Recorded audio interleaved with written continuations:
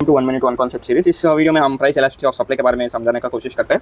ठीक है, what is price elasticity? Elasticity मतलब क्या है, कितना रिस्पॉन्स होता है जब भी फोर्स अप्लाई होता है। मान लीजिए एक रबर बैंड है, जब हम कुछ फोर्स अप्लाई होगा कितना एक्सपैंड होता है। ठीक है, this is nothing but elasticity. ठीक है, how much the supply respond to change in price. ठीक है, प्राइस इलास्टिसिटी ऑफ सप्लाई का फॉर्मूला है फॉर चेंज इन प्राइस पे कितना सप्लाई हो चेंज होता है। So quantity change in supply for change in price. ठीक है, पहला है परफेक्टली इनइलास्टिक।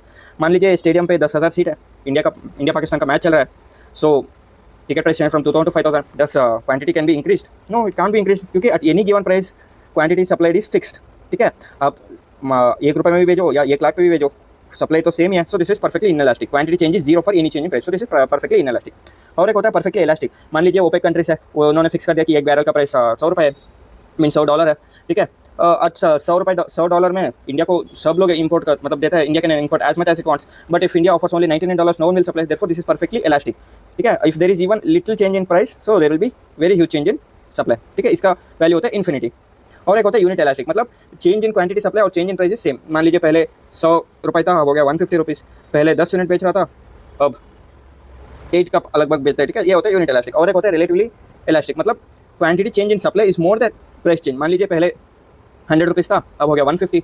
पहले 100 यूनिट्स बेच रहा था, अब क्या होता है 180 यूनिट्स। देखिए यहाँ तो सिर्फ 1.5 टाइम हुआ है, बट यहाँ 1.8 टाइम चेंज हुआ है। ठीक है, सो क्वांटिटी सप्लाई में ज़्यादा होता है, सप्लाई ज़्यादा है तो इट इज रिलेटिवली इलास्टिक। उसका ठीक उल्टा रिलेटिवली इन इलास्टिक, मतलब क्वांटिटी सप्लाई कम है। देखिए पहले होता है 100 रुपये था, अब हो गया 1000 रुपये।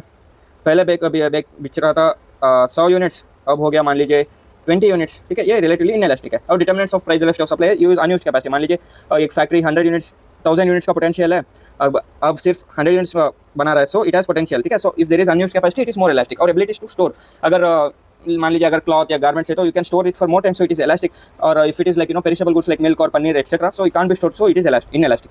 एंड टाइम पीरियड कंसिडर, देखिए अगर ज़्यादा टाइम है तो factory can increase factors of production, it can adopt. ठीक है, so it will be more elastic. If you want to learn more detailly and conceptually, please go through my lecture.